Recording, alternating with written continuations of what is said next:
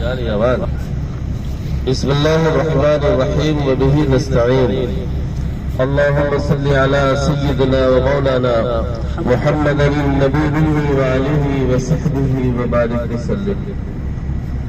برادران گرامی، بزرگان محترم، جوان نوجوان ساتھیوں، جزاک اللہ خیر، جزاک اللہ خیر.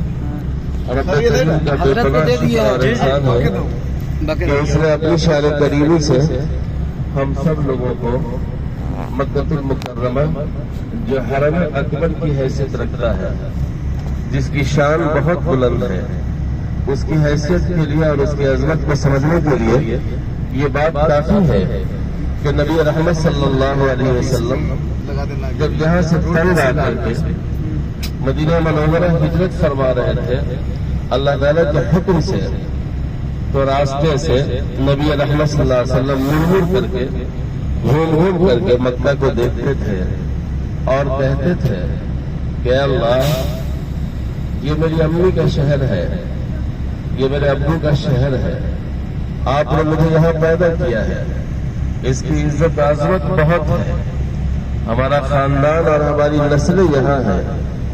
اے اللہ، میں اس شہر کو کبھی نہیں چھوڑتا، لیکن دشمنوں نے یہاں کی زمین مجھ پر تنگ کر دیا ہے، اس لیے میں آپ کے حکم سے مکہ المکرمہ کو چھوڑ رہا ہوں. آپ حضور پاک صلی اللہ علیہ وسلم کے اس احساس بھرے بیان سے سمجھ سکتے ہیں کہ مکہ المکرمہ کی عزت، اس کی عظمت اور اس کی حیثیت کیا ہے. یہ انبیاء کی نگری ہے، یہ صحابہ کی نگری ہے. جب تک کہ ہم اور آپ یہاں ہیں، ہم کو اور آپ کو یہ سمجھنا چاہیے کہ جنت کے ماحول میں ہے.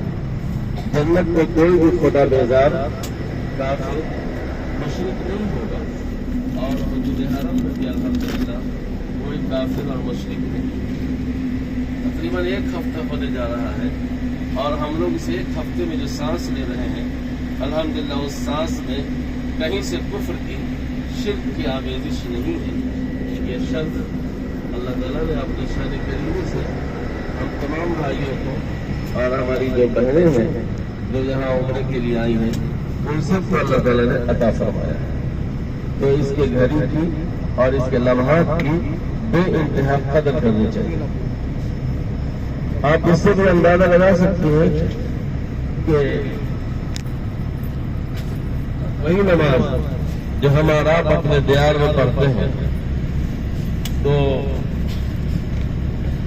اسے ایک نماز کا ثواب ایک ہی نماز کا ملے گا، لیکن وہی نماز جب آپ حرم اکبر میں پڑھتے ہیں تو ایک نماز کے پڑھنے پر اللہ تعالیٰ 1,00,000 نماز کا ثواب عطا فرماتا ہے.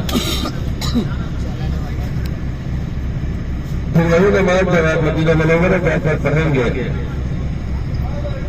جب مدینہ منورہ جا کر پڑھیں گے تو ایک نماز کا ثواب 50 نماز کے برابر، 50,000 کے برابر ملے گا.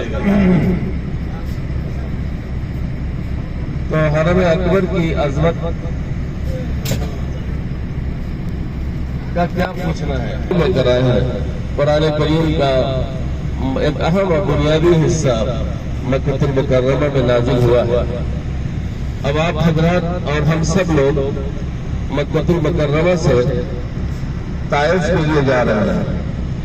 طائف جانے کی ضرورت اور اس کی اہمیت ہمارے اور آپ کو صرف اس لیے ہو رہی ہے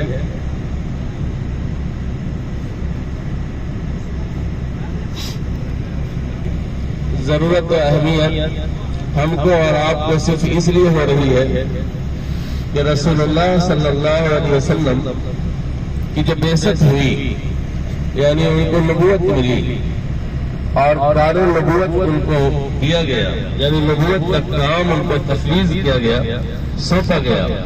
اور نبوت کا بنیادی کام یہ تھا کہ ان کو اللہ سے لینا تھا اور لے کر کے اللہ کے بندوں کو دینا تھا، جس کو ہم دعوت کہتے ہیں، جس کو ہم تبلیغ کہتے ہیں.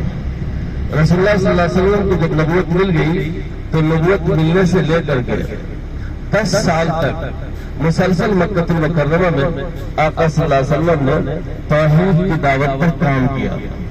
سب سے پہلا اعلان آقا صلی اللہ علیہ وسلم نے صفا پہاڑی پر چڑھ کر کے اپنے اعزاء کو، اپنے رشتہ داروں کو، اپنے خاندان، اپنے کنبہ اور اپنے خیش و اقارب کو جمع فرمایا، جس میں ابو لہب بھی تھا۔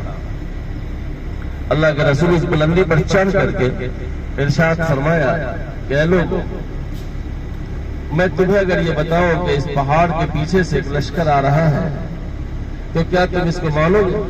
سب لوگوں نے کہا کہ آپ سچے ہیں، اچھے ہیں، میں کیوں نہیں مانوں گا؟ نبی رحمت صلی اللہ علیہ وسلم نے پھر حاضرین کو فرمایا کہ قولوا لا الہ الا اللہ، لا الہ الا اللہ کہو، تم سب کامیاب ہو جاؤ گے۔ بس یہ دعوت کی آواز اور یہ کلمے کی آواز ابو لہب تک جب پہنچی تو ابو لہب نے اس پہلی دعوت کی کانفرنس میں اور اس اجلاس میں ہربول کیا اور اس نے تماشا لگایا، اتنا تماشا لگایا کہ جتنے لوگ تھے سب منتشر ہو گئے۔ لیکن اس کے باوجود بھی رسول اللہ صلی اللہ علیہ وسلم نے اپنا کام نہیں چھوڑا، 10 سال تک مسلسل کام کرتے رہے۔ لیکن 10 سالوں میں رسول اللہ صلی اللہ علیہ وسلم کو جو کامیابی ملنی چاہیے تھی وہ کامیابی نہیں ملی، وہ کامیابی نہیں ملی۔ اب ظاہر بات ہے جو داعی ہے اور آخری نبی ہے، اب اس کے بعد کوئی نبی نہیں آئے گا۔ ایک ہے نبی کا کام اور ایک ہے نبی کا مقام۔ نبی کا کام یہ ہے کہ وہ دین و دعوت، دین کا کام کریں گے، دعوت و تبلیغ کا کام کریں گے، اللہ سے لیں گے اور بندوں کو دیں گے، یہ ہے نبی کا کام۔ اور نبی کا جو مقام ہے وہ نبی کا آخری ہونا ہے، یعنی محمد رسول اللہ صلی اللہ علیہ وسلم کا۔ یہ نبی رحمت کی شان ہے، یہ نبی رحمت کا مقام ہے۔ تو اللہ کے رسول صلی اللہ علیہ وسلم اس کام میں یعنی دعوت و تبلیغ کے کام میں مصروف رہے۔